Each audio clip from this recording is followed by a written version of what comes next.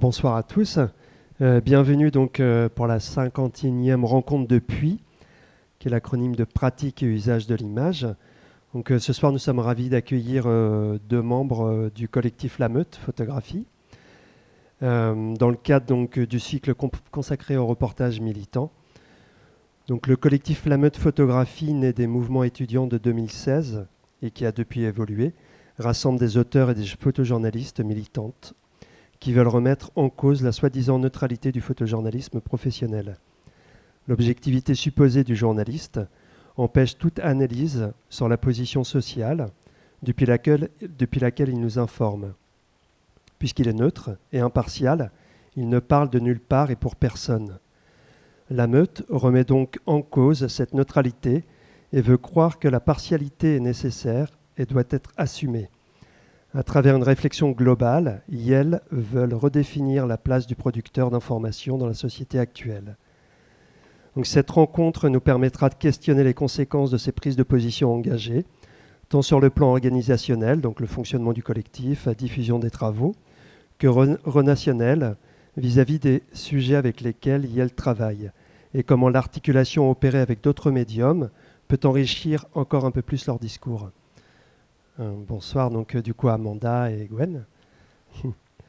On va peut-être commencer pour... donc du coup je vais présenter la rencontre avec Charlie. On peut peut-être commencer si vous voulez bien par nous présenter peut-être le collectif La Meute, qui constitue le collectif et qui est La Meute. On va faire défiler quelques images si vous voulez bien en arrière-plan. Et déjà, merci beaucoup de nous recevoir et de nous avoir invités. Donc la Meute, aujourd'hui, c'est un collectif qui rassemble une dizaine de personnes. On est qui sont à la fois, qui sont soit à la fois, soit vraiment photographes ou rédacteurs, rédactrices. Dans le collectif, c'est-à-dire qu'il y a des personnes qui font qui écrivent et qui prennent des images et d'autres qui se concentrent vraiment sur la prise d'images. On est né en 2016 au moment des occupations des facs dans le cadre du mouvement contre la loi travail. Peut-être tu veux raconter ce moment. Alors oui, du coup en 2016, il y a Yanis du coup qui est aussi étudiant et qui prend beaucoup d'images sur les mobilisations, les manifestations, et qui, à force de les publier sur son compte, on lui dit tu devrais créer une page, enfin les diffuser au plus grand nombre possible, quoi, parce que il y avait déjà il y avait quelque chose, quoi, il avait son esthétisme, sa prise de vue qui allait cesser d'évoluer après, mais voilà, il y avait déjà quelque chose, et du coup il a commencé comme ça. Du coup, à la question que j'anticipe, pourquoi La Meute, rien que le nom. Alors, il y a plusieurs légendes là-dessus. Mais celle qui m'a été rapportée le plus, ne serait-ce que par le créateur, c'est qu'en manifestation, lorsque vous avez du coup un bloc, un cortège de tête, il y a souvent du coup un pool de journalistes devant qui photographient la banderole, qui photographient les gens, qui essaient de choper 1, 2, 3 détails, etc. Et vu que lui sont souvent du coup dans le cortège en lui-même à l'intérieur, il a vu ça comme une meute, du coup, en contre-pied à tout ça, la meute contre cette meute de photographes, voilà. Et du coup, de cette page Facebook, il y a eu des rencontres, des gens du coup qui sont venus, moi-même, qui ont contribué. Alors moi, je l'avais photographié, Yanis, avec son méga masque et son casque, parce qu'on venait de se prendre des gaz lacrymaux à une manif qui était en 2017, il me semble.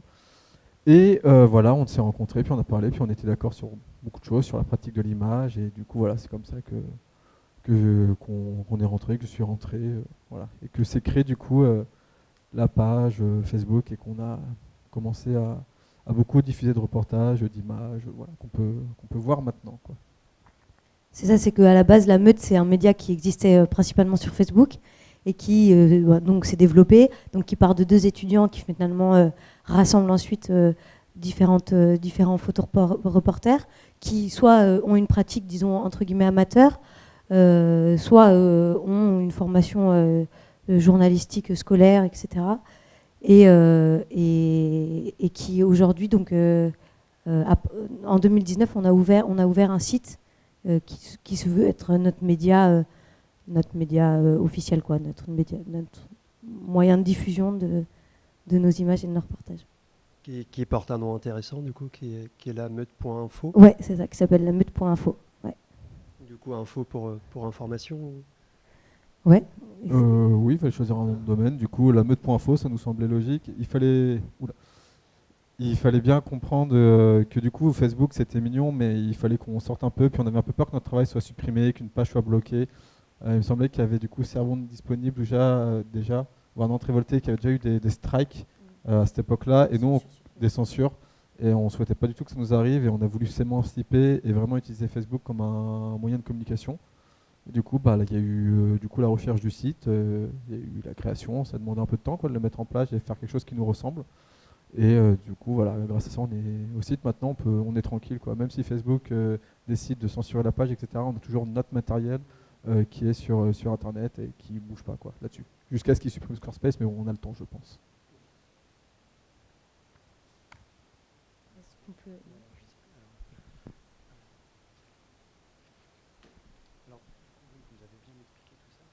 Alors, assez rapidement, vous avez rédigé, alors peut-être vous pouvez replacer ça dans la chronologie, mais vous avez rédigé un manifeste dans lequel vous avez posé les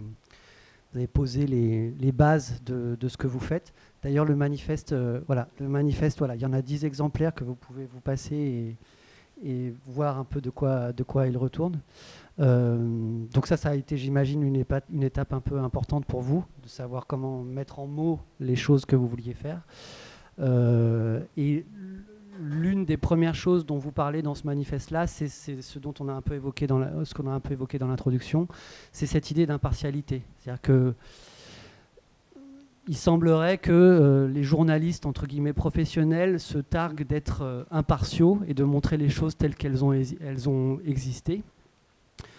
C'est évidemment quelque chose qu'on peut assez facilement remettre en cause et que du coup vous aussi vous remettez en cause.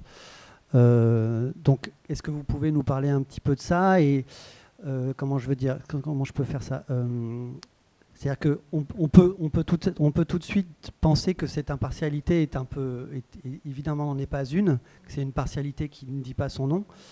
Mais vous réclamez d'une partialité, donc ça veut dire que si par exemple l'impartialité prétendue des médias est en fait une forme de mensonge, est-ce que vous, réclamant d'une partialité, on peut aussi vous rétorquer que d'une certaine manière vous êtes aussi des menteurs d'une certaine manière, vous êtes aussi donc quel est votre rapport à cette partialité et à non pas à la vérité, parce que le terme est un peu trop vague, un peu trop global, mais à au moins une forme de réalité à laquelle vous êtes confronté, puisque vous êtes sur le terrain et vous photographiez, vous rencontrez les gens.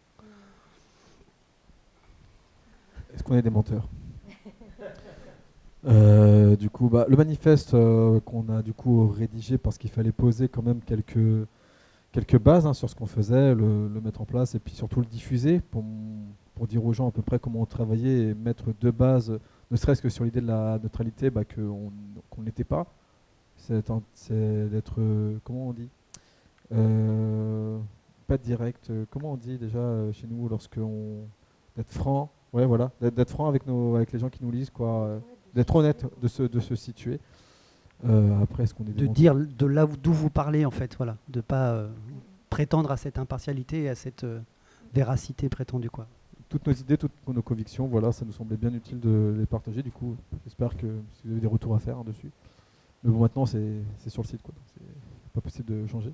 Mais oui, du coup, est-ce qu'on est des menteurs? Je pars toujours du principe qu'à la Meute, lorsqu'on écrit un article, lorsqu'on fait un reportage, qu'on rédige, c'est ce qu'on a vu sur le terrain. On part toujours, justement, quand on rédige, on met le contexte de ce qu'on a vu avec ce qui s'est passé auparavant, histoire de situer un petit peu. Et après, une version du récit. Ok, on a vu ça, il s'est passé ci, il s'est passé ça. Et on peut conclure ça par une analyse, une conclusion, parfois ça dépend comment on fait. Mais c'est pas la vérité ultime, c'est ce qu'on a vu. Nous, je considère que mon taf, c'est pas d'orienter l'opinion, etc. Je raconte un fait, ce que j'ai vu. Après, si la personne veut se constituer son opinion, elle va voir sur la même manifestation, le même rassemblement, différents, je sais pas, elle va voir d'autres médias dominants, différents points de vue. Et c'est là que c'est dommage, parce que point de vue, eux qui se disent, je parle de médias dominants, neutres, ils sont pas censés avoir de point de vue s'ils sont neutres. Or, bah non, c'est juste que nous, on a essayé de l'assumer, de dire pour nous, c'est juste impossible. Quand on est sur ce genre de lutte, on ne peut pas ne pas avoir de point de vue. Quoi. Pour nous, c'est pas possible. Donc, on va vous le dire, comme ça, on ne va pas vous biaiser en disant non, c'est la vérité. On ne va pas tenter d'influencer votre opinion. Vous savez que c'est le nôtre.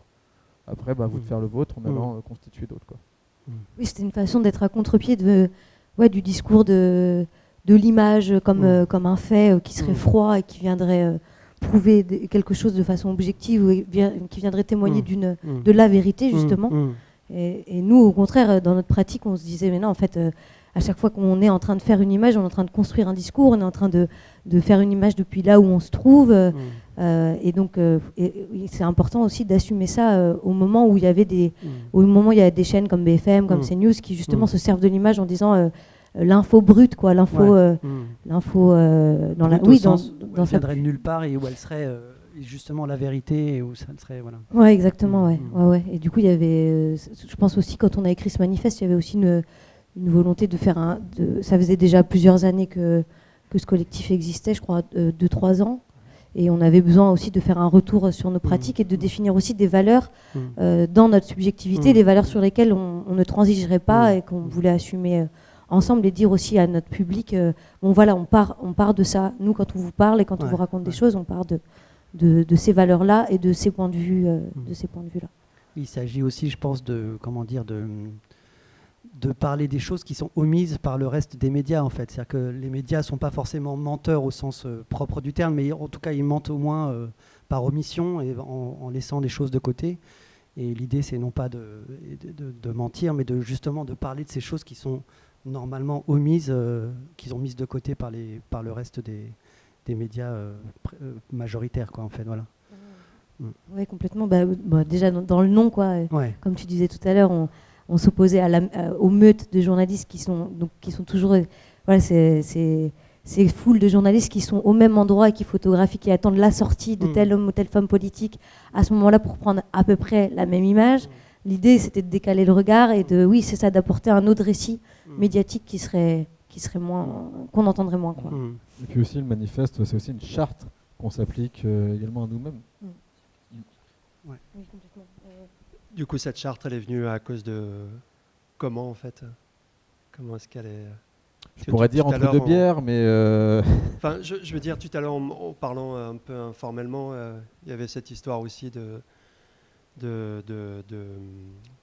enfin, comment dire, de certains membres peut-être du collectif qui avaient d'autres attentes du coup, le manifeste est venu un peu à ce moment-là, quoi. Oui, il est venu, c'est ça, figer les choses sur lesquelles on voulait se rassembler au sein de la meute et donner pas des lignes directrices, mais vraiment voilà, des bases à la fois dans les valeurs, dans les engagements politiques et dans la pratique qu'on voulait faire de l'image avec la meute. On est venu poser ça, le figer oui, dans l'écrit, quoi, et se dire bon voilà, quand on travaille ensemble, on part de ça, quoi, parce qu'il y avait pu avoir des divergences sur justement nos pratiques de l'image, la façon dont on était d'accord de les commercialiser ou non, pour qui d'abord on les faisait aussi ces images, pour qui on travaille en fait, et donc oui, on avait besoin d'affirmer ça ensemble, quoi. Nous, on avait trouvé la forme, maintenant il fallait juste notre fond, quoi. Et là, c'est bon? Ou est-ce que c'est des choses qui peuvent bouger, ou est-ce que... Bon, c'est quand même un sacré bon socle. Après, si on voit qu'il y a des choses qu'il faut rajouter aussi, hein, parce que la pratique change. Si on décide de rajouter des lignes, pourquoi pas, c'est pas immuable, quoi. Mais pourquoi la pratique change? Si la pratique doit changer, si on voit que nous, dans les choix qu'on a fait, qu'on va faire, il y a des choses, tiens, on n'avait pas pensé à ça, des membres qui viennent, je sais pas, des nouveaux membres qui nous font remarquer certaines failles, c'est pas encore arrivé, mais si c'est possible, oui, c'est quelque chose qui peut être amené à évoluer, quoi. Pas à changer, mais à évoluer. Et du coup, l'entrée de nouveaux membres dans le collectif, comment ça se passe? Est-ce que c'est des choses qui se font spontanément? Oui, alors on a eu plusieurs cas. Parfois, c'est des candidatures spontanées, donc des gens qui aiment bien ce qu'on produit et qui souhaitent nous rejoindre. Et sinon, on avait fait des appels aussi, parce qu'il y avait un moment où on voulait s'ouvrir, avoir plus, on voulait faire une entrée à la vidéo, on voulait faire du son, enfin on voulait faire beaucoup de choses. Et du coup, on a créé pas oui, une annonce quoi, en disant, bah voilà, si vous voulez nous rejoindre, nous, on aimerait beaucoup travailler avec d'autres profils, etc. Puis on a eu des rencontres, quoi. C'est des gens tous ceux qui travaillent avec nous, c'est des gens qu'on a rencontrés, où on a déjà vu le travail, et qui avaient du coup des intérêts partagés avec du coup ce qu'on publiait, le manifeste, enfin, qui se reconnaissaient dans le travail qu'on faisait, et qui ne se reconnaissaient absolument pas dans ce qui était montré à la télé ou dans ce qu'ils pouvaient lire dans certains médias. Donc voilà, puis après on travaille, on fait des essais, et puis si jamais on voit que ça colle, bah, c'est parti quoi. Et il y a pas de rituel, il n'y a pas de truc, non, non, c'est juste voilà, déjà aller sur le terrain et voir ce qu'on fait sur le terrain. Est-ce que sur le terrain, vous utilisez d'autres médiums parce que là, on parle, enfin, tout à l'heure, on verra le site, mais du coup, de photographie texte, est-ce qu'il y a d'autres médiums? Et est-ce que c'est complémentaire, en fait? Est-ce qu'il y a un choix, par exemple, de nouveaux membres qui font du son spécialement, qui font de la vidéo, ou est-ce que chacun fait un peu de tout? Moi, je pense pas qu'on soit très très sélectif, vraiment à part sur justement ce qu'on disait tout à l'heure autour du manifeste, quoi, qu'on se rassemble sur ces valeurs-là. Mais c'est vrai que peut-être à un moment, on encourageait notamment les personnes qui étaient plutôt dans la rédaction à nous rejoindre parce qu'on était beaucoup à prendre des images et très peu à écrire autour de ces images et à les faire résonner avec du texte. Et donc, ouais, il y a eu un moment, on a fait un appel en particulier avec le texte. Après, nous, il nous arrive sur le terrain d'utiliser la vidéo, mais c'est plutôt dans une optique de nous protéger, plutôt que d'ensuite la faire dialoguer dans nos reportages ou ensuite de la restituer dans nos reportages. Je pense notamment à certaines altercations qu'on a pu avoir avec les forces de l'ordre, où on sortait notre téléphone pour filmer, mais on le diffusait sur Facebook, mais ça ne faisait pas partie du reportage qui était publié ensuite sur le site. Il y avait les threads également sur Twitter où du coup on a du coup toi comme moi on peut écrire, on peut prendre des images. Après il y a des personnes qui photographient pas forcément mais qui sont là aussi en tant que rédacteurs et rédactrices et qui utilisent leur téléphone et qui peuvent aussi maintenir un fil, un thread sur Twitter. Il est actif, enfin, tout à l'heure, je voyais... on peut montrer le site peut-être. Oui bien sûr, avec Ouais, plaisir. parce que, enfin, du coup, ça prend une place Twitter qui est importante. Enfin, donc là, on redescend un petit peu. Donc là, c'est vrai qu'il y a les tweets. Donc là, c'est de retweet en l'occurrence, oui, mais il y a aussi des moments où on les prévient, du coup, voilà, on est sur telle manifestation, on va vous faire le déroulé, avec, du coup, pour que les gens qui n'y sont pas ou d'autres qui veulent le rejoindre puissent suivre ce qui se passe en direct. Puis du coup, c'est de l'information à chaud, juste des faits de ce qu'il y a, où va le cortège, qu'est-ce qui s'est passé, parfois avec des photos, des vidéos, pour illustrer, quoi. Donc ça peut faire partie, en plus de l'appareil photo, pour photographier, le téléphone en lui-même peut être un outil de travail pour des traits, des textes courts, voilà, pour le moment direct. Après, l'image a l'air d'avoir une place importante pour vous dans la construction d'un récit. Ça, vous parliez beaucoup de... Enfin, vous en parlez beaucoup. Enfin, pour vous, c'est une place qui est essentielle, l'image, plus que la vidéo, plus que le son. Ouais, on a tous commencé par la photo quand on est en manifestation. Du coup, c'est un médium qu'on a voulu continuer à utiliser. Puis on en a appris les codes, on les a construits, déconstruits. La vidéo, l'avantage avec la photo, c'est que mine de rien, c'est pas aussi compliqué à apprendre que le montage, je dirais. Déjà, filmer, maintenir toute une image, la lumière, etc., c'est une chose. Moi, c'est quelque chose que je savais pas faire déjà à l'époque. L'image en tant que telle, y a aussi un amour. Moi, rien qu'en tant que tel, j'aime bien aussi prendre des photos, donc voilà. Et niveau texte, c'est pour nous un texte, c'est important car c'est le son quoi, de la photo. une photo sans texte, c'est une caméra sans son. Peut être placée, déplacée, on ne sait pas qui c'est. Enfin, voilà. Donc c'est pour ça. Je sais pas ce que tu as à dire d'autre sur l'image. Il y a beaucoup de choses à dire sur l'image, mais là, d'un coup, je sais pas trop comment répondre. Oui, puis c'est ça, c'est un langage qui est quand même très universel et qui c'est un moyen de raconter des choses qui est plus accessible, enfin qui est accessible, j'ai l'impression, qui a une plus grande accessibilité que le texte ou qu'autre chose. Et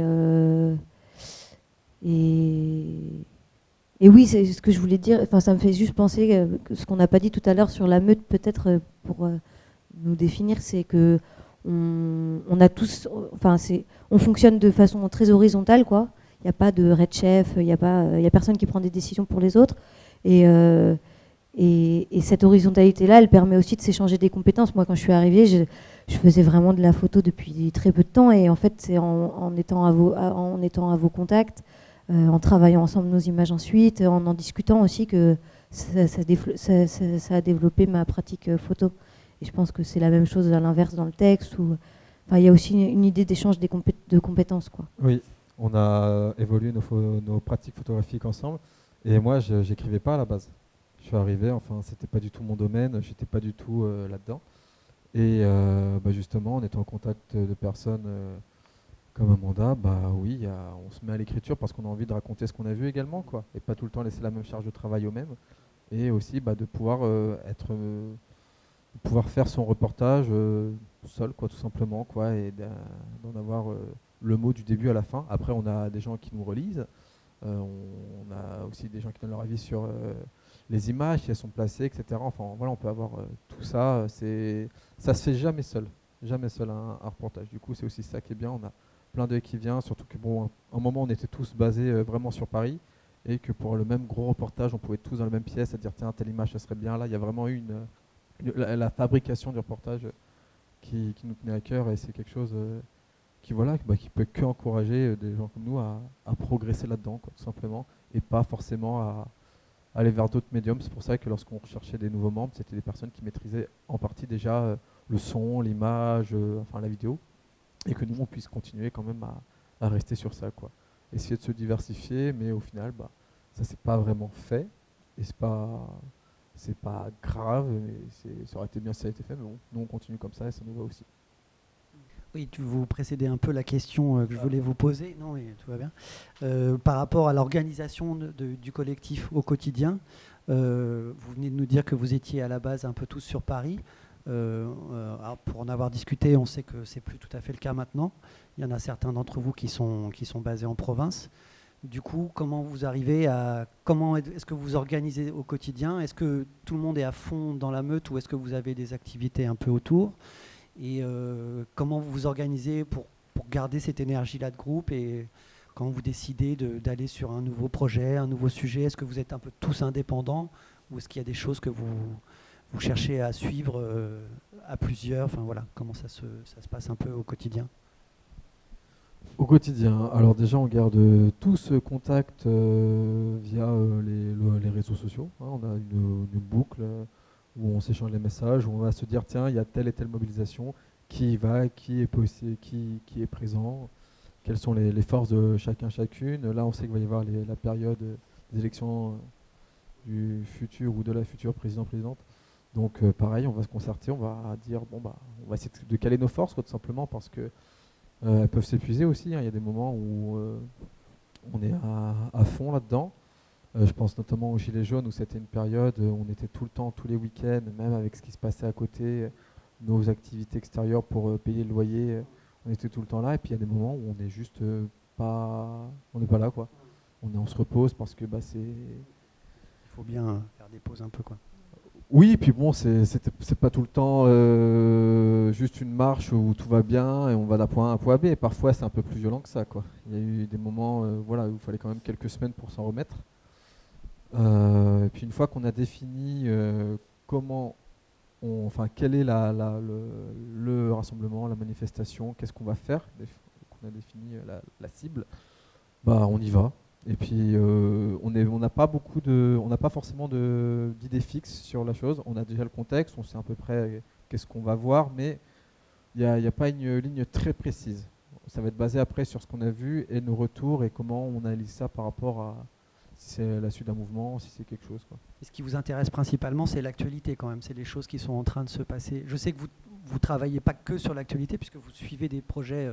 Enfin, il y a des sujets sur lesquels vous travaillez sur de longs mois, voire plusieurs années, et qui sont plus du tout chauds, entre guillemets, qui sont plus du tout dans l'actualité. Donc vous êtes un peu sur ces deux registres-là d'intervention, mais l'actualité reste quand même, j'imagine, prioritaire aussi par rapport à cette idée de diffusion, le fait d'en faire et d'éventuellement de trouver un moyen de monétiser si possible votre travail. Enfin, voilà.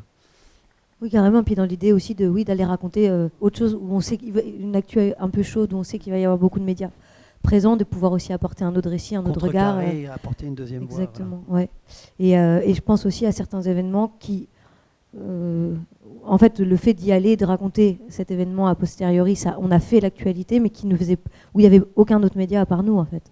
Et donc, il y avait une actu, mais si on ne l'avait pas médiatisé, voilà, ça ne serait pas devenu une info, quoi. Vous êtes déclencheur parfois? L'événement auquel je pense, oui, c'était un événement de boxe qui était organisé par le comité pour Adama à Beaumont-sur-Oise. Donc c'est vraiment un après-midi familial autour de la boxe. Il y avait des professionnels qui venaient enseigner la boxe, une initiation à la boxe aux enfants du quartier, aux adultes. Et en fait, il y a des militaires de l'opération Sentinelle qui ont patrouillé tout le long de l'après-midi autour du terrain de foot où était organisé l'événement et qui n'avaient rien à faire là. Et donc le comité pour Adama a vécu comme une oppression, comme une surveillance qui n'était pas du tout justifiée. Et comme une pression politique.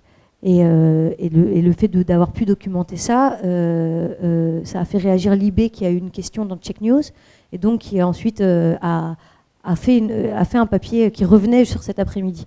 Donc oui, là pour le coup, ça a créé une résonance et ça a recréé un débat sur cette info. Ouais. Ça fait rire, Gwen. Oui, je me permets de rire parce qu'ils nous ont appelé collectif d'artistes. Donc oui, ça me fait rire. Et puis ensuite, juste sur la question monétiser, lorsqu'on va sur ce genre d'événement où il y a beaucoup, je sais pas, les gilets jaunes, etc., on sait très bien qu'on va rien vendre et puis même, c'est pas un but en soi. Alors il y a la monétisation qui est un mauvais mot, mais il y a aussi simplement aussi le fait de la question de la diffusion. C'est une fois que vous avez fait vos images, à qui ça s'adresse et comment vous touchez ces gens-là et comment ces gens-là peuvent aller vers votre travail et le trouver, quoi. Il y a aussi beaucoup ça, j'imagine, qui vous inquiète et qui vous occupe. Oui, complètement. Du coup, dans notre travail, la meute, c'est aussi des liens de confiance qui sont quand même tissés avec des acteurs et des actrices du mouvement social depuis 2016. Et du coup, dans ces liens-là, l'idée, c'est aussi que on mette nos images à disposition des collectifs, des militants, des militantes, et qu'on les prenne aussi, on en parlait tout à l'heure, mais on a aussi la réflexion de les prendre sans les mettre en danger aussi à chaque fois, et qu'elles puissent ensuite être utilisées comme archives des luttes. Et donc effectivement dans la diffusion, donc pour nous je pense que le premier axe le plus important, c'est ça, quoi, c'est de pouvoir les fournir aux personnes concernées et qu'elles puissent les réutiliser.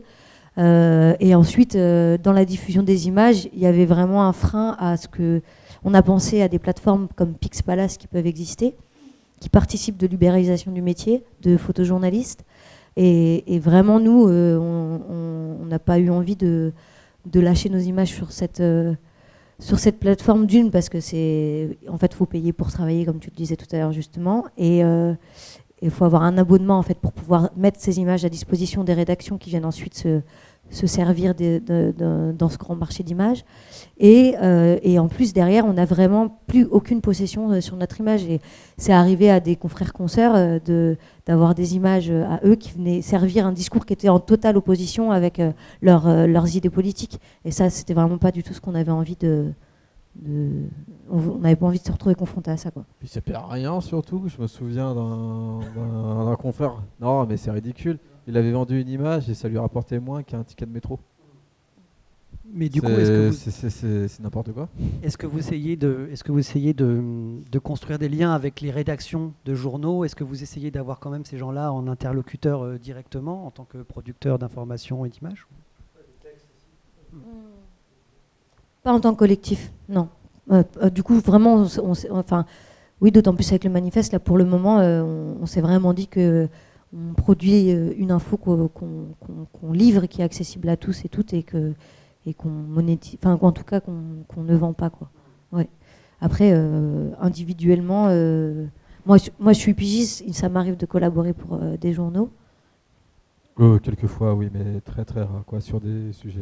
Mais comme tu le disais, pas en tant que collectif. C'est pas l'article, enfin le texte, les photos qui seraient diffusées par un journal lambda sont pas signées La Meute, quoi. Ça serait. Oui, c'est ça. Ça arrivait une fois, mais elles avaient été volées et retirées. Mais on avait fait une capture d'écran. Je vais pas balancer le média, mais ça avait été très drôle. Non, c'était juste la question, pardon, aussi des pseudos. Et est-ce que c'est une forme, enfin, que je me disais, est-ce que c'est une forme de je sais pas, pas d'anonymat, mais Protection. de protection, peut-être. Alors justement, on en parle dans le manifeste. C'est contre le phénomène de starification. En gros, c'est pas qu'on se dise c'est l'image d'un tel ou d'un tel. Nos images, à la base, elles étaient juste siglées La Meute, qui que ce soit. Il y a eu du coup la question des vols, la question de savoir quelle image avait été volée. Donc, on a commencé à se mettre des pseudos. Mais l'idée, c'est pas de mettre mon nom, prénom et de mettre limite un lien vers mon Instagram, quoi. Non, ça, c'est absolument pas le sujet. Le sujet là-dedans, c'est vraiment d'avoir une image qui parle et qu'elle ne soit pas reliée à une personne, mais plutôt juste à un groupe, quoi. Donc voilà, toutes nos images, elles sont un peu dans ce local-là. Aussi, je vais pas mentir, il m'est arrivé 2-3 fois où j'étais bien content d'avoir un pseudo. Il y a eu des moments où des CRS que je connaissais pas criaient mon prénom. Donc voilà, je me suis toujours demandé comment ils l'ont su. Mais voilà, quoi, au moins il y a aussi cette petite liberté-là, mais on est là, on vous parle, enfin voilà, on n'est pas là à se cacher, à vivre dans des grottes. Pas dans le secret non plus, quoi. Non, voilà, on a essayé, ça marche pas. On avait mis des casques de moto une fois, mais ça n'a pas marché. Oui. Là, on nous a des fois de la musique, la punk, non. C'est intéressant.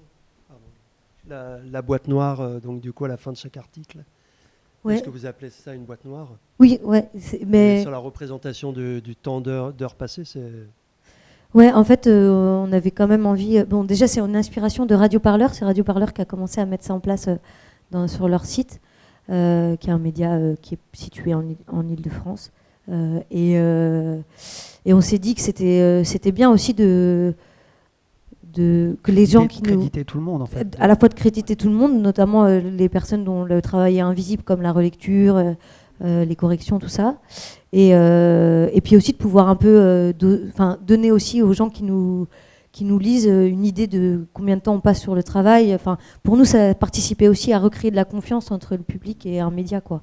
De savoir aussi les coulisses, en fait, de la production d'un article. Mettre en valeur, enfin mettre en lumière la masse de travail que ça représente, et que c'est pas là, qu'on fait pas des photos en 2 secondes et un texte en 5 secondes. C'est voilà, ça.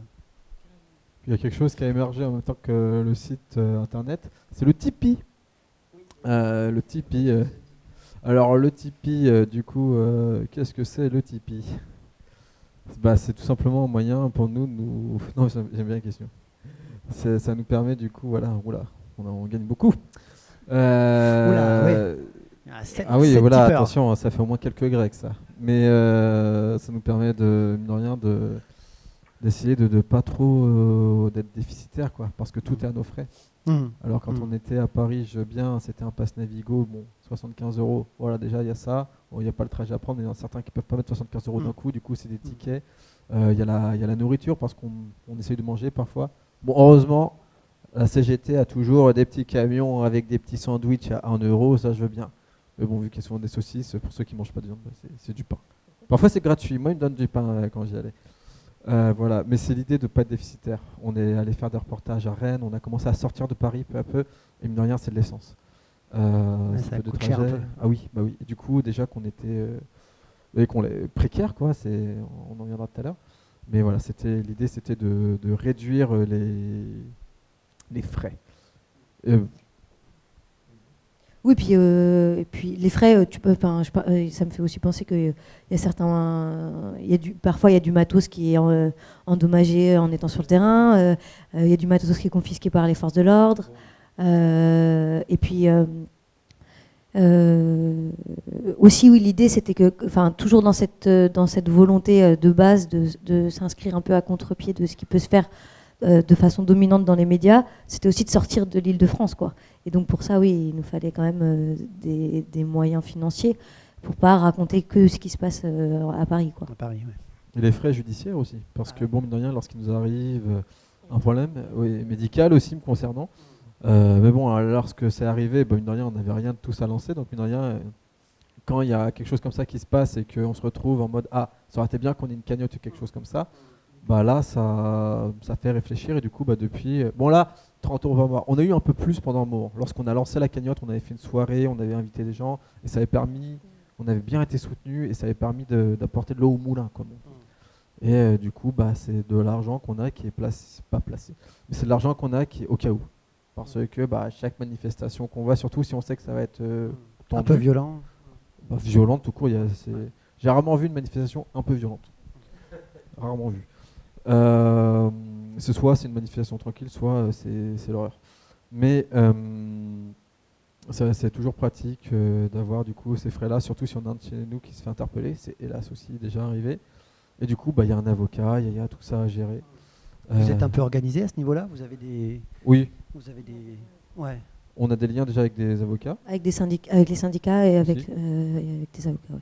On se suit, on a une boucle également encore plus cachée que celle avec lesquelles on communique tous les jours, qui est vraiment là. D'ailleurs, on pourra en parler aussi de comment tout ça s'est arrivé avec Rake, tout ça. Mais on fait très attention. Même moi, quand je suis plus à Paris maintenant, mais dès qu'ils sont sur une manif, voilà quoi, ça peut être tendu. Vous auto-surveillez dans le bon sens du terme. Vous faites attention on prend les des uns aux nouvelles. autres. Ouais. Faites attention les uns aux autres. Vous savez qu'il y en a certains qui sont exposés. Il y a une veille sur les réseaux, on regarde tout ce qui... Enfin moi, je suis chez moi, j'ai mes tours de contrôle allumés et je regarde tout ce qui se passe sur Twitter. Et si jamais je vois ne serait-ce qu'un bout de t-shirt de quelqu'un de chez nous que je peux reconnaître, je peux paniquer. Et puis du coup, voilà. Bon, pour l'instant, ça fait un moment qu'on n'a pas eu de problème. Il n'y a pas de bois, mais on va dire que j'en touche. Ouais, pas de bol, là, mais voilà, on fait très attention là-dessus. Oui. Non, ça c'est la priorité numéro 1. C'est la sécurité des gens. Que qui compte, on entre en groupe, si on entre en groupe, et on ressort en groupe. On regarde si tout le monde va bien, etc. Et si jamais il y en a un qui se prend un taquet, il sort, quoi. Mais c'est justement quand je m'étais fait allumer, il y avait cette question-là qu'on m'avait posée: est-ce que cette image valait vraiment le coup qu'il t'arrive ça? Et c'est tout le temps ce que je répète, c'est va pas te mettre en l'air juste pour une image, et si ça se trouve elle va être foirée après, ça sert à rien, quoi. Et puis ça peut, on l'a vu, hélas, avec les violences, ça peut aller très loin. Donc va pas te foutre en l'air pour une image comme ça, quoi. Et c'est ça aussi la force du collectif, je trouve, donc qu'on puisse prendre soin les uns des autres, même quand on est à distance, mais aussi, surtout quand on est sur le terrain, quoi. Et enfin, là, je dis collectif au sens large, pas seulement la meute, mais on s'est rendu compte que c'était aussi très important de se rassembler. Enfin, en fait, l'ubérisation du métier dont on parlait tout à l'heure, elle a fait que on voyait qu'on était tous souvent les mêmes photos, reporters indépendants à couvrir les manifs. Et sans se parler, on se situait, on se faisait des signes de tête, mais sans vraiment créer du lien. Et à partir du moment où on l'a fait, on a vraiment gagné en force, notamment auprès des forces de l'ordre, pour réussir à passer ensemble des barrages, pour réussir à photographier des choses que eux nous empêchaient de photographier, et puis pour prendre soin les uns des autres et qu'il arrive le moins de catastrophes possible, quoi. Et du coup, avant d'en passer à la question de la photographie, de l'image, je sais que Gwen, tu voulais faire une petite parenthèse sur les origines historiques, enfin sur le fait que ce que fait la meute aujourd'hui ne sort pas de nulle part et a existé avant. Donc avant de vous poser la question sur ce que pourrait éventuellement devenir la meute dans le futur, ça serait super que tu nous, si tu en as envie, bien sûr, de nous parler de ces choses-là qui ont existé dans les années 30 et sur lesquelles, qui sont importantes pour vous, parce que ça montre que voilà, qu'il y a un antécédent à tout ce que vous faites aujourd'hui, quoi. Oui, bien sûr. Alors c'est là que je me déplace, c'est le moment physique du spectacle. c'est un livre du coup qui m'a fait rencontrer je fais. Un jour, je suis allé à Paris et du coup, j'ai vu une exposition à Pompidou qui s'appelait Photographie arme de classe, dont je tiens maintenant le précieux manuel et il faut le trouver. Et je crois qu'il est possible de le trouver en PDF, mais en version physique, j'y tiens, quoi. Attention, je vais vous le faire circuler, c'est pour ça que je dis ça. Et dedans, ça parle du tout de la photographie qu'il y a eu avant cette foutue Deuxième Guerre mondiale. Et il y a quelque chose qui émerge dans les années 1930. Il y a un monsieur qui s'appelle Nestor Louvion, fils de mineur. Il a 20 ans et il a comme hobby la photographie. Et avec d'autres, ils vont monter ce qu'on appelle l'APO, les amateurs photographes ouvriers. Et ils vont documenter leurs conditions de travail, leurs conditions de vie, la misère, pour des médias comme Vue, comme l'Almanach ouvrier, le Paysan ouvrier, l'Humanité, Regard. Et tout ça de manière anonyme. Car pour eux, voilà, ils ne voulaient pas être comparés à la grande bourgeoisie, exposer des photos. D'ailleurs, ils n'exposaient pas, c'est très simple. Ils ne trouvaient pas de rapport à ce qu'il y ait leur image collée dans les belles galeries du 7e, etc. Alors que même ils faisaient dans la misère, ils ne voyaient pas l'intérêt. Ce sont des gens qui se sont auto-formés. Ils faisaient dès que quelqu'un arrivait avec la caméra, ils sortaient, puis ils se formaient. Quoi. Ils ont eu de l'aide là-dessus avec des gens de l'AEAR, les artistes, écrivains, auteurs révolutionnaires. Bon, après, ils se sont un peu chicanés parce que dans les AER, il y avait du coup un gars pas très connu, Cartier-Bresson. Elle est drôle. Et un autre monsieur, je vais reprendre vite mes notes là-dessus parce que dès qu'il s'agit d'histoire, c'est bien d'être un peu aguerri. Oui, on fait circuler les livres carrément. Du coup, merci beaucoup. Voilà, deuxième moment dynamique. Du coup, ce monsieur, parce que Élie Lothar, voilà. Élie Lothar, du coup. Et donc voilà, ils sont ensemble, ils ont fait ça. Bon, l'ennui, c'est que on a retenu l'AEAR, Cartier-Bresson, parce que moi, ils n'ont rien survécu à l'AEAR. L'APO, on ne sait pas trop ce qu'ils sont devenus. Je sais juste que, voilà, juste après ça, là, on parle des années 1932. 36, enfin, dans ce livre-là, il y a quand même des images qui montrent des manifestations contre le nazisme. Pur et dur, quoi. Du coup, c'était cette époque. On oublie souvent qu'il y a eu avant 39-45, il y a quand même eu une longue période où il y avait tout ça. Et où il y a eu du coup cette documentation-là qu'on a un peu zappé, je trouve. Et du coup, ce livre-là recense tout ça et fait écho à l'APO qui eux-mêmes également avaient publié un manifeste photographie arme de classe qui est justement dans ce livre. Là, juste là, parfait, nickel. Ouais, voilà, c'est ça. APO. Voilà. Oui, voilà, c'est celui-ci. Je vous invite à le lire. Et voilà. Et le truc, c'est que on avait déjà sorti le manifeste, et de voir qu'on avait une résonance avec ça. Enfin, je me suis toujours dit qu'il n'y avait pas de hasard et que l'histoire se répète comme un ressort, c'est-à-dire c'est jamais la même chose, mais ça se répète. Et voilà. Bon, ça me fait un peu peur vu que c'était l'entre-deux-guerres. Je croise les doigts que ça se passe mieux cette fois, mais mais voilà. Du coup, niveau point histoire, voilà, c'est quand j'ai découvert ça et qu'on a vu la résonance, ils avaient fait tellement de choses qu'on faisait sans le savoir. Donc encore un grand merci aux personnes qui ont fait ça. J'ai pas leur nom en tête, je sais pas bien. Mais voilà, du coup, je vous invite à le lire et à feuilleter, voilà, sur les amateurs photographes ouvriers qui faisaient des années avant ce qu'on essaie de faire aujourd'hui et ce qu'on tente de faire. Ouais, voilà, vous le faites. Ouais. Très bien. Et du coup, donc, pour finir sur cette première partie, on a vu le passé, on a vu ce que vous faites maintenant. Comment est-ce que vous voyez les choses un peu... Alors évidemment, on ne sait pas aujourd'hui, mais pour vous, vous êtes sur la bonne route, vous avez des envies de développement dans certains domaines, sur certains médias, ou c'est quelque chose... vous êtes un peu au fil de l'eau et ça va avancer comme ça avancera Je crois que ce qu'on se disait tout à l'heure, ce qui mérite aussi de... Start-up. Non. Ah non, c'était pas ça, je crois. Non. Ce qu'on avait envie de... Je crois qu'on a fait le tour, en fait, de la... Enfin, on sentait qu'on avait un peu fait le tour, là, de 2016 à 2022, dans le reportage à chaud, quoi. Et le contre-récit médiatique, enfin, ce qu'on pouvait produire de contre-récit médiatique, qu'on avait envie de continuer évidemment sur ces mêmes valeurs et toujours dans cette optique-là, mais plus sur un temps long, en fait. Et plus sur des notions Enfin, personnellement, bon, après, ça mérite d'en discuter collectivement, Oui, mais oui, oui, là, sur c'est des entre notions les deux. plus larges et autour de notions plus abstraites, plus. Ça Ouais. veut dire parler moins de l'actualité et essayer de parler de sujets beaucoup plus de fond et de beaucoup plus Ouais, souterrains, entre guillemets. exactement, ouais, dans l'idée, ouais. Oui, parce que Tout à si fait. on doit parler de l'actualité, maintenant, il faudrait qu'on aille en Ukraine. Donc, et ça, bah, C'est plus à discuter. compliqué. Ouais. Oui, pas que, mais bon, voilà, on ne dépend pas que de ça non plus. Et ensuite, oui, sur le travail qu'on fait depuis 2016, je me suis rendu compte à un moment que les photos qu'on pouvait faire auprès des familles des victimes de violences policières, les photos qu'on fait pour illustrer leur lutte, après, on va leur envoyer parce que, mine de rien, c'est eux, c'est important pour illustrer leur lutte. Et du coup, je me suis rendu compte que ça montre des expos qui vont tourner, qui vont raconter le combat. Et nous, il n'y a absolument pas nos noms dessus. Enfin voilà, ça respecte très très bien notre charte au final. Il n'y a pas de tiens, c'est tel et tel qui ont fait ça. Non, voilà, même ce sera anonyme, personne ne sait que c'est nous, quoi. C'est juste nous, on voit ça, on fait. Je suis content. Mais voilà, et c'est une sorte de cycle quoi qui fait ça. Donc maintenant, oui, il faudrait innover, faire de choses différentes. C'est des décisions qui se prennent en groupe, quoi. Donc là, présentement, on ne peut pas trop vous dire ce qu'on va faire dans le futur, quoi. Mais ce qui est sûr, c'est qu'on va encore se réunir. L'actualité, il y a encore des choses à dire. L'idée, c'est de garder le collectif, quelle que soit la forme et les actions qu'il prendra. J'imagine que c'est une des richesses que vous voulez préserver dans le futur. Oui, l'importance de travailler en groupe, ça c'est sûr. Et puis, oui.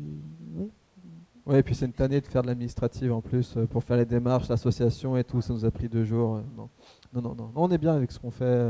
Enfin, on est bien avec la meute, tout ça. Et du coup, maintenant, on va voir où on va ensemble. Oui, c'est ça, on sent qu'on a besoin de se renouveler quand même, quoi. C'est donc continuer à travailler en groupe, mais en se renouvelant. Ouais. Donc du coup, vous êtes sous forme associative? Tout à fait. Ouais. Oui, il y a un moment où il nous fallait quand même un minimum de... Comment dire ça, de stabilité, pas juridique, mais il nous fallait un fonds administratif, oui voilà. Puis vu qu'on voulait avoir déjà un peu d'aide parce qu'on commençait à vraiment tirer la tête niveau sous, parce qu'on commençait, même en travaillant à côté, ça commençait à galérer, qu'on voulait vraiment pouvoir avoir un petit, justement réduire nos frais, tout ça. Rien que le site, quand on voulait avoir le site, mine de rien, on le paye chaque année, quoi. Du coup, et là on s'est dit, on va pas payer ça en plus de notre poche. Vous avez un peu de fonds du coup? Oui, on a reçu une aide d'une fondation qui s'appelle Un Monde par tous. Et cette aide-là, on l'a reçue en 2020. Et elle nous permet de... Bah là, pour le moment, elle nous a permis déjà de pouvoir payer le site, de pouvoir nous déplacer, de pouvoir nous éditer des cartes de presse La Meute, enfin des cartes de reporters La Meute. Et oui, ça a été... bien utile. Et de remplacer du matériel qui avait été dégradé ou cassé aussi. Oui, parce que pendant 5 ans, il y a eu des trucs qui se sont passés quand même, de rien. Du coup, il y a eu des factures précieusement gardées qui ont permis justement à ce que du matériel volé ou cassé soit remboursé, restitué. Donc, non, cet argent a été plus que le bienvenu pour tout ça, quoi. Et du coup, la question de l'étranger, parce que tout à l'heure tu parlais finalement de ce qui se passe en Ukraine, est-ce qu'il y a des volontés d'aller suivre, d'aller documenter d'autres luttes ailleurs? J'en sais rien, en Europe, après ça peut être... On l'a déjà fait. En fait, il y a aussi des collaborations ponctuelles qui se font. Il y a eu des personnes qui nous ont proposé des récits en Inde, au Canada, je me souviens plus où ailleurs. Oui, en Belgique, ensuite qui nous a rejoint, qui est maintenant aujourd'hui une membre de la Meute, et en Bretagne. Et oui, mais moi je serais plus de l'avis de faire un appel à collaboration, mais toi tout à l'heure tu disais que tu avais envie d'aller en Ukraine. Oui, là c'est personnel, c'est pas forcément voir comment ça se met avec la Meute. Parce que bon, mine de rien, c'est d'aller sur ce genre de zone auquel j'ai aucune expérience et aucune idée de ce que peut être un front. Il faut des garanties, enfin, ne serait-ce que déjà, est-ce que pouvoir y aller, mais pouvoir en revenir, est-ce que si jamais il se passe quoi que ce soit, et s'il y a un fixeur, enfin voilà, c'est complètement un autre monde. Du coup, c'est vrai qu'à titre personnel, j'ai pu les mettre. Après, est-ce que ça rentrerait avec la Meute? ne serait-ce que sur toutes ces personnes qui quittent le pays, etc., tous les gens voilà, qui ont grand besoin d'aide. Oui, c'est sûr, là, il y a des images à faire, il y a des choses à montrer. Ça, rien que là, enfin, c'est quelque chose qui me hante l'esprit depuis que je suis au courant de tout ce qui se passe. J'ai découpé du monde pendant un petit moment, du coup, le retour à la réalité depuis hier fait très mal. Mais voilà, c'est sûr qu'il y a des choses comme ça qui pourraient être tentantes, mais pas que l'actualité brûlante du moment. Il y a d'autres pays où c'est sûr on pourrait avoir des choses ou des collaborations à faire. C'est, voilà, on est fermé à rien, quoi. Mais on est limité par les moyens. Oui. Et puis, pour un terrain comme l'Ukraine, c'est là qu'on se rend compte que du confort et de l'importance aussi d'avoir une rédaction qui a les moyens derrière nous, quoi. Mais là, ce qu'il y a de chouette, du coup, de ne pas avoir de thunes, c'est la proximité.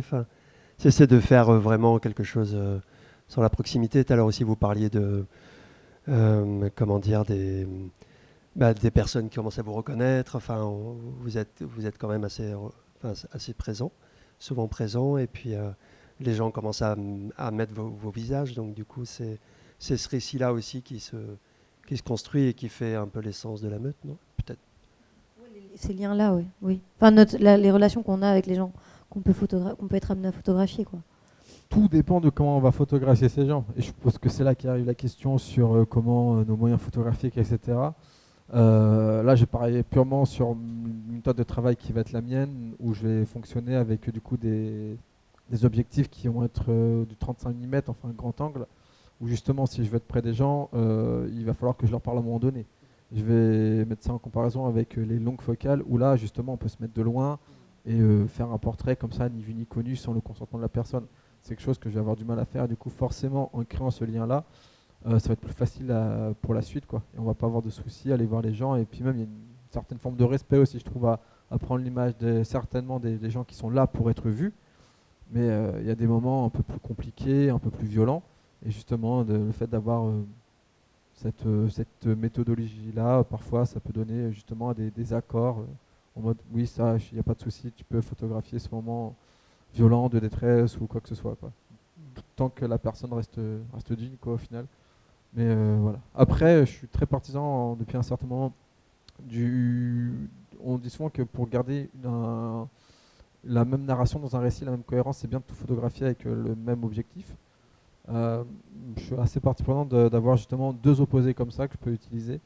C'est encore en bêta testing. D'une focale plan large et ensuite d'un zoom pour justement mettre de la distance avec un sujet. Une distance voulue. Par exemple, moi je sais que si je vais en manifestation et que ça pète, je vais mettre une distance voulue avec du CRS ou des trucs comme ça. C'est des affrontements auxquels personnellement je peux plus trop aller.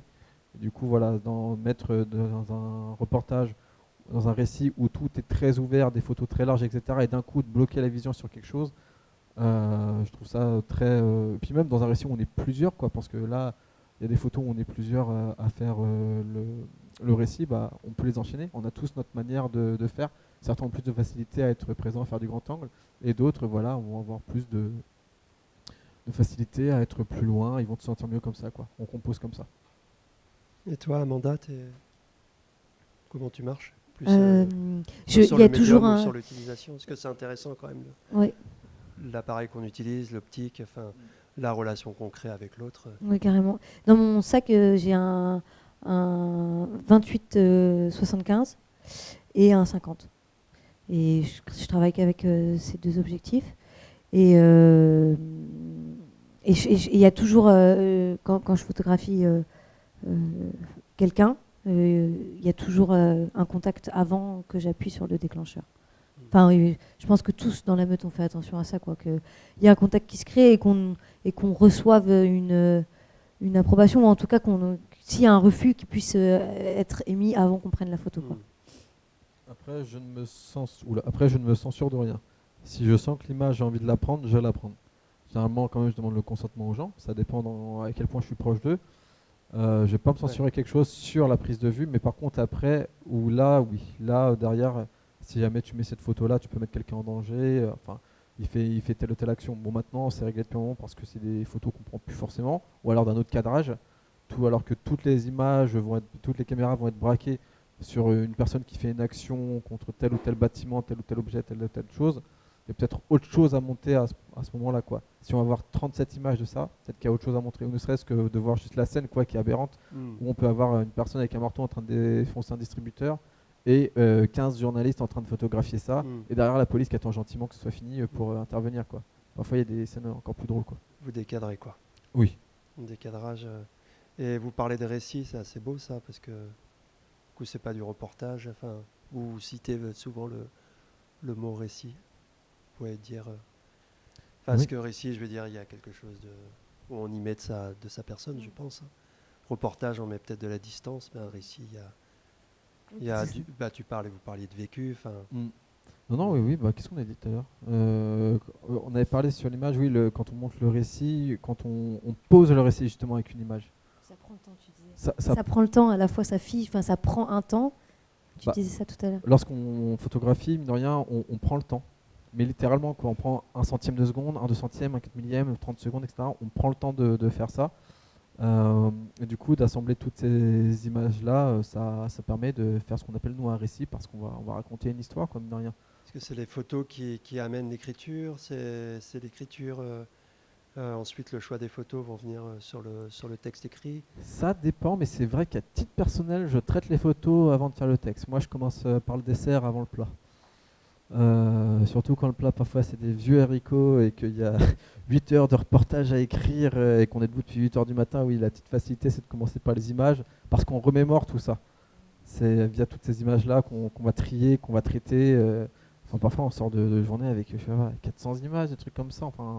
Surtout si c'est passé tellement de choses. Et encore individuellement, parce qu'après il va falloir tout trier, faire des sélections et envoyer ça, et quelqu'un va faire l'iconographie de l'article en essayant d'essayer de faire un récit avec tout ça. Je pense à un moment où dans les Gilets jaunes, l'acte 3, là où il y avait le pont, en décembre, ouais, où là justement on avait des reporters mais partout, quoi, dans Paris. Et du coup il a fallu monter un récit avec ça. Et ça a été une journée juste incroyable. C'était une journée juste incroyable, quoi. De part, parce que ce qui est génial dans ce métier-là, entre guillemets, c'est de voir l'histoire. Ça, lorsque j'ai vu tout Paris comme ça, mais vraiment blindé de tous ces gens, il y avait quelque chose dans l'air. Il y avait fumé parce que tout cramait. Mais on assiste à des moments comme ça, quoi, des moments d'histoire. Et du coup, d'après, de les mettre en récit, et justement d'avoir des sélections d'images, c'est quelque chose qui fait entièrement partie de notre pratique, quoi. Oui, on peut aborder la question, alors à la fois sur les images et à la fois sur le texte, la question de l'esthétisme, entre guillemets, c'est-à-dire du style, si jamais il y en a un, pas forcément obligatoire, mais par exemple, parce que là, effectivement, la chose auquel on va avoir le moins accès aujourd'hui, là, pendant notre discussion, c'est le texte et comment vous écrivez. Mais c'est une question qui peut être intéressante à aborder néanmoins. Est-ce que vous avez l'intention d'écrire, quand vous écrivez, j'imagine que vous avez chacun votre rapport à l'écriture et au récit. Est-ce que vous avez tendance à écrire des choses qui sont plutôt longues et détaillées? Est-ce que vous êtes très narratif, factuel, ou est-ce que vous commencez chacun à la fois sur le plan de l'image et à la fois sur le plan c'est quand même deux médiums qui ne sont pas si faciles que ça à maîtriser et à mettre en œuvre. Donc en plus, après, il faut les articuler. Donc quels sont vos points de vue et vos pratiques au niveau du texte? Parce que c'est pareil, c'est la pratique de l'écriture journalistique, de récits et tout ça, c'est quelque chose qui existe depuis très longtemps, qui a été pratiqué par plein de monde. Donc vous inscrivez dans cette tradition-là. Qu'est-ce que vous essayez d'en faire, du coup, de comment vous écrivez, quand tu dis on raconte une journée folle où il y a eu, est-ce que vous parlez des événements ou est-ce que vous parlez aussi des journalistes qui étaient là et de comment cet événement a été couvert? Quel est un peu votre point de vue et votre volonté de qu'est-ce que vous voulez nous transmettre? Moi, je pense vraiment, déjà on part de nos émotions aussi, de la façon dont on a vécu la journée, quoi, le reportage.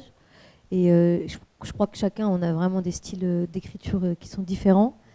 Donc il n'y a pas une volonté d'harmoniser, au contraire, quoi. L'idée c'est vraiment de faire ressentir qu'on est en train de raconter quelque chose à plusieurs voix.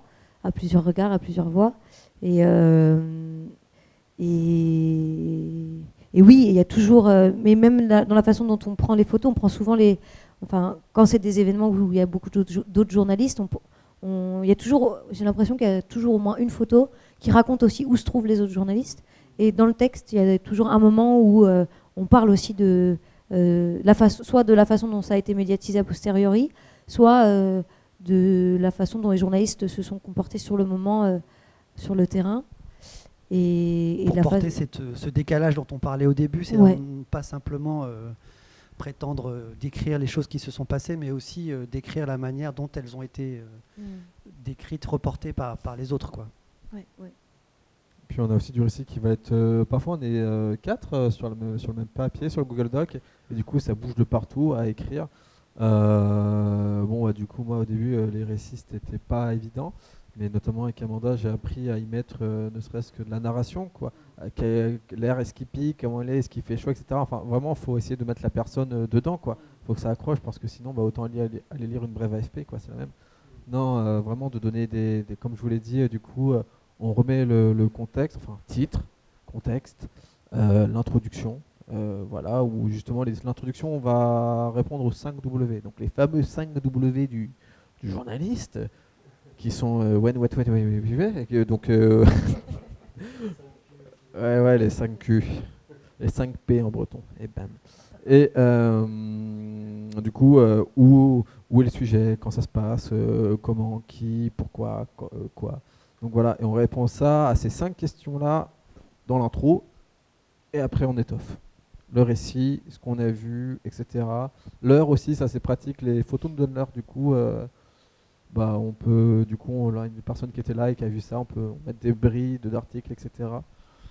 Il y avait un auteur que j'aime bien, qui est mort et qui est cané depuis le temps, Hunter S. Thompson, qui fait un journalisme, le Gonzo, le journalisme Gonzo, qui est du coup la narration à la première personne et du coup qui est très très très subjectif. Bon, après le monsieur prenait 20 drogues par jour, mais cette manière d'écrire, moi, à titre personnel, c'est quelque chose qui me parle. Ensuite, dans un récit où on est plusieurs, etc., c'est pas quelque chose qui est possible. Non, j'ai essayé, ça marchait pas. Et mais voilà, ça vous arrive d'écrire des textes à 4 mains, à 6 mains, à 8 mains. Vous avez fait un texte qui l'accumulation de plusieurs expériences. Oui, complètement. Ouais, ça nous arrive. Soit parce qu'on on a été plusieurs à être au même endroit, ou je pense aussi à la journée du 8 mars de l'année dernière, où il me semble que la Moulinette, elle était à Lille, Metz à Paris et moi à Marseille. Donc oui, donc il y avait aussi volonté de rendre compte d'un événement, mais dans plusieurs espaces en même temps. Exactement, ouais. Mais dans un même papier, quoi. Ouais. Ah, intéressant. Votre femme de l'Inter. Par contre, je crois déjà de quoi ? Lorsqu'on veut lier plusieurs choses que les médias ou même les syndicats font pas forcément entre eux, les causes, de lier en mode les gilets jaunes pendant un moment où les lier avec les syndicats ou choses comme ça, enfin de pas juste séparer pas juste séparer la manif, enfin il s'est passé ça et ça, mais mettre une sorte de résonance, une connexion, quoi. Ouais, donc ça aussi. Et je crois ce qui sur la façon dont on prend les images ou dont on raconte les choses, je crois que ce qui nous... Il y a un point commun, par contre, j'ai l'impression qu'on a toutes et tous, c'est la volonté de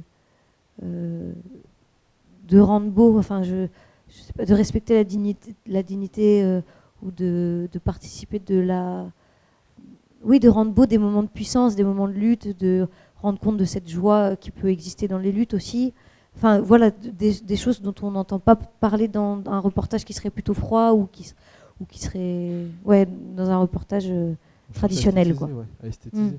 Oui, c'est ça, on cherche à esthétiser, je crois, les personnes qu'on photographie. Ouais, tout.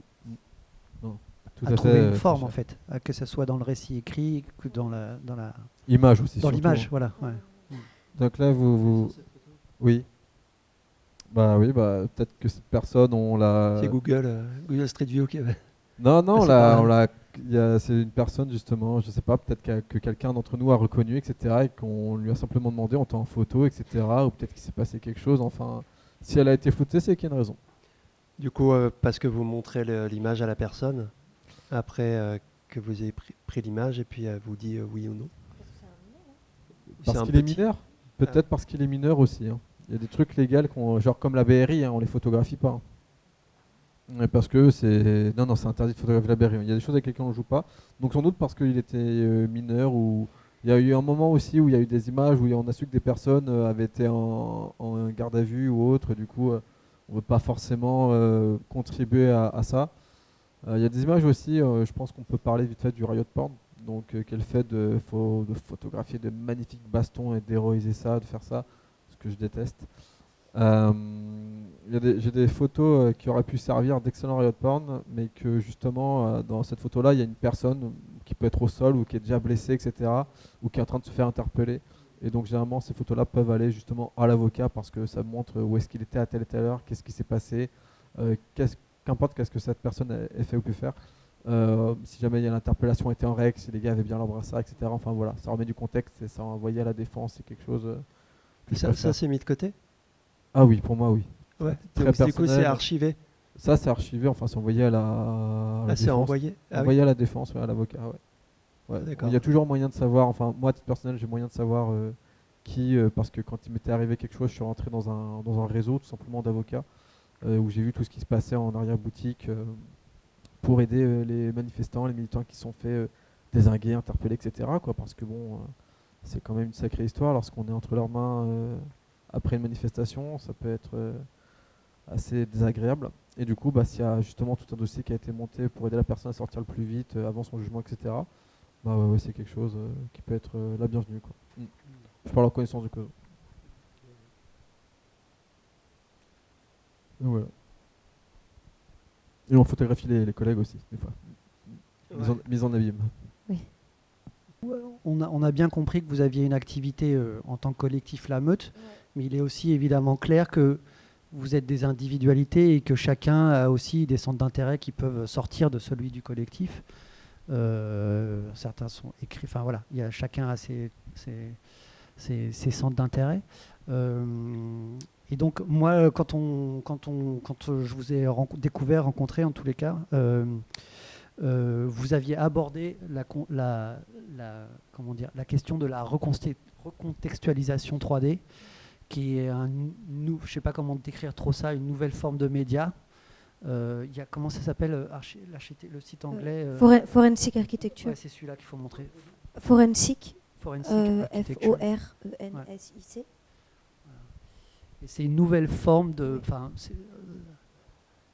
C'est une nouvelle forme de.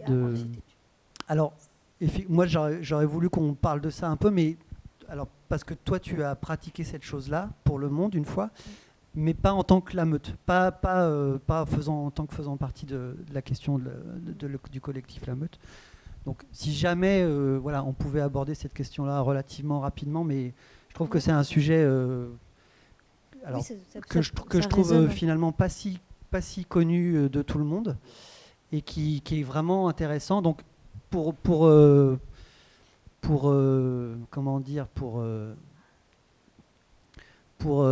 expliquer un peu les gens qui ne connaîtraient pas, c'est des journalistes, des investigateurs qui exploitent, qui recherchent les événements, toutes les choses qui ont pu se passer lors d'un événement. Donc ils recherchent notamment beaucoup les caméras de vidéosurveillance, les choses comme ça, et qui du coup essayent de reconstituer tout ce qui s'est passé pour essayer d'en décrire la chronologie le plus précisément possible. Voilà. Il y a notamment, j'ai pensé, il y a ce tir de, je ne sais plus si c'était à Marseille ou à Paris, ce CRS qui a tiré en l'air et dont la grenade est arrivée dans l'appartement d'une vieille dame qui est décédée. Et donc ça, c'est un fait qui n'a pas été investigué plus que ça. Et en fait, eux, ils ont un reportage sur ça où ils expliquent. Alors, ils n'expliquent pas comment ça s'est passé, mais ils expliquent souvent comment ça n'a pas pu se passer. Et par la négative, ils arrivent à mettre en lumière à peu près la seule manière dont les choses auraient pu se passer. Donc, ça serait super que tu puisses nous parler un peu de cette expérience que tu as déjà faite aussi.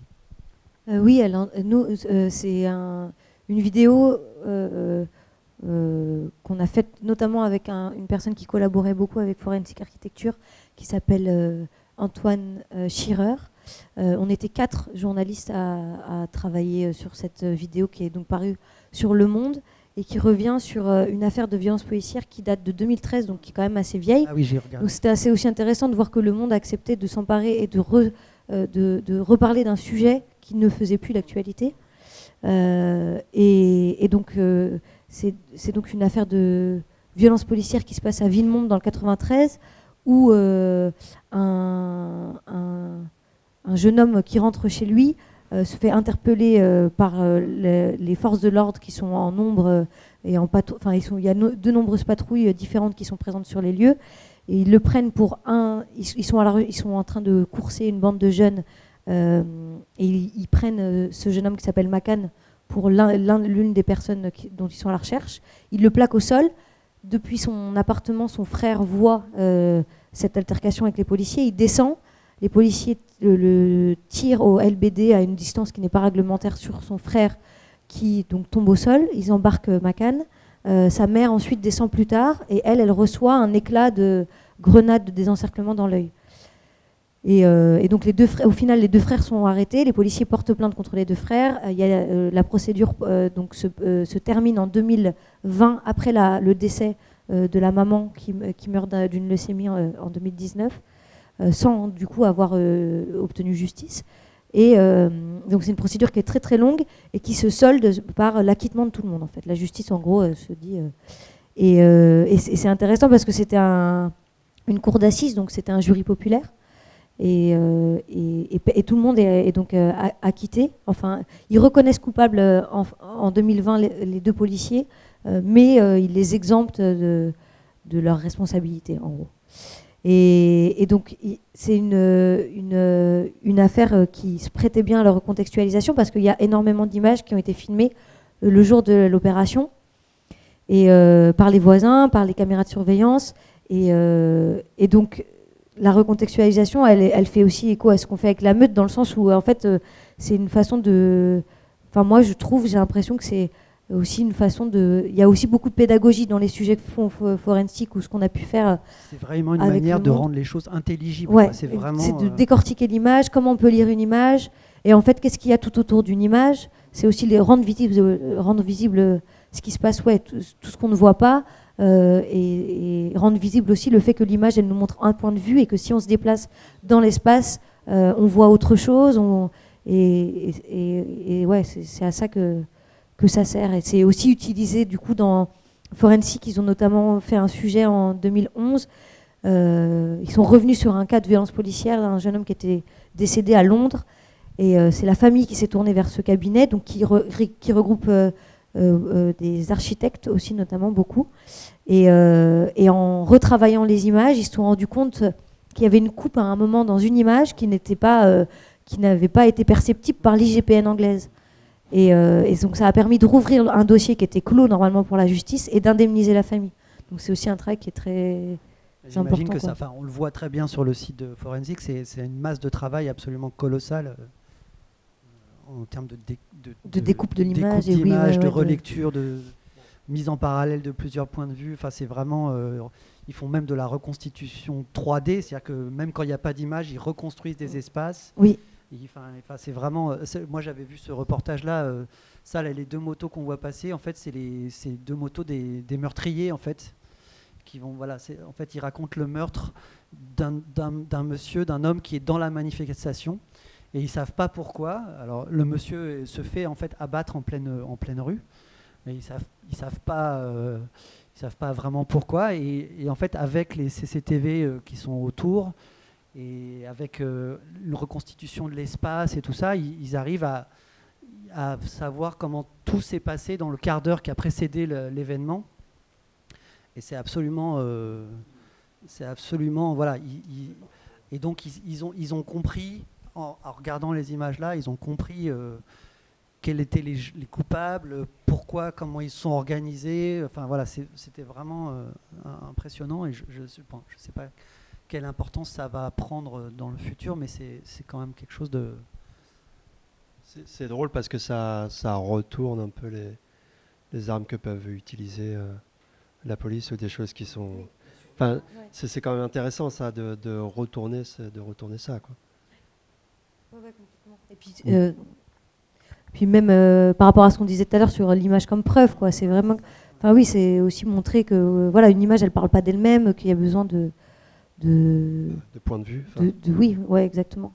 Et puis notamment dans les affaires de violence policière, où il y a un déséquilibre de fait entre les différentes voix. Là, en l'occurrence, pour l'histoire de la famille de Makan Kébé, s'il n'y avait pas eu les vidéos, sans doute que eux auraient été condamnés, puis les policiers n'auraient même pas été devant un tribunal, en fait. Est-ce que vous filmez, vous, en manif? Est-ce qu'il y a quelque chose qui tourne? Tout à l'heure, on voyait ce gars avec un casque et puis une GoPro, quoi. Enfin, oui, monsieur Gaspard Gland, ça, bah oui, bah lui, il a intérêt à filmer tout le temps, lui, quand il est en manif, hélas. Après, bah oui, ça a déjà arrivé, les moments chauds, mais la GoPro, non, on n'est pas très fan. On devrait avoir un casque plus souvent. Mais non, bien sûr, dès qu'on filme, dès qu'il y a quelque chose qu'on sent qui va mal se passer, un contrôle, etc. Bon, l'ennui avec le téléphone ou autre, c'est que ça peut faire monter la pression très vite. Parce que du coup, on les filme.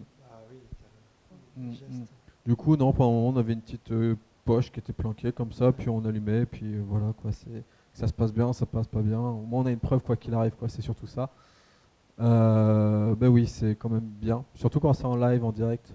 Et prévenir, quoi que vous fassiez, c'est en direct, quoi. Du coup, maintenant, après, ils peuvent arrêter et tout ça, quoi. Mais bon, non, bien sûr qu'on filme. Pas assez, je pense, mais enfin, à titre personnel, mais oui, on filme. Il n'y a pas le choix. C'est leur parole contre nous après, et puis notre parole contre ce genre d'institution, elle vaut pas grand-chose sans preuve, quoi. Comment vous êtes perçu par les autres journalistes un peu en place, quoi? Est-ce que vous avez des relations avec eux? Comment vous êtes perçu? Bien. Voilà. Et est-ce que vous êtes la seule association comme ça, un petit peu, on va dire, différente, ou est-ce qu'il y en a d'autres?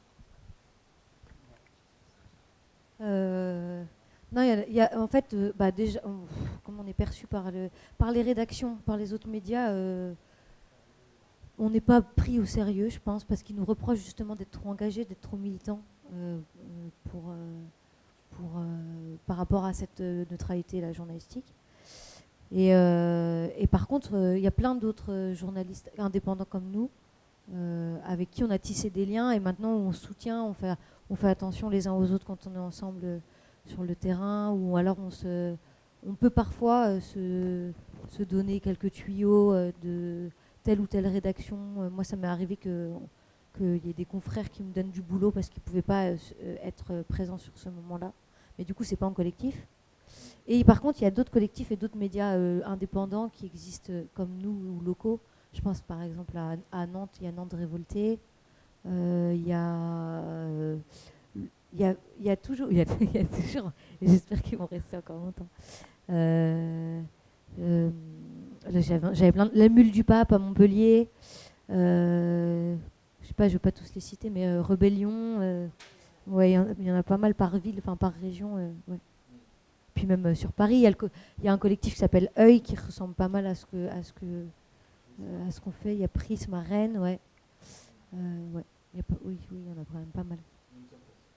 Mais qui n'ont pas forcément un site où ils racontent ensuite, où ils publient leurs reportages, mais en tout cas qui travaillent un peu dans la même démarche avec des valeurs similaires, ouais. Donc bon, s'il n'y a plus de questions, on va s'arrêter tranquillement là. Vous remercie encore une fois beaucoup d'être venu et de la qualité des échanges. Merci beaucoup. Voilà, donc ça clôt notre deuxième rencontre du cycle reportage militant. La première s'était passée le mois dernier, au mois de janvier, avec Serge Dignazio à Nantes, et la prochaine se passera avec Gilles Luneau, pareil à Nantes, qui clôturera ce cycle. Voilà. C'est le 29 mars. Voilà. Merci encore pour tout. Merci beaucoup pour l'invitation. Bonne fin de soirée. Merci.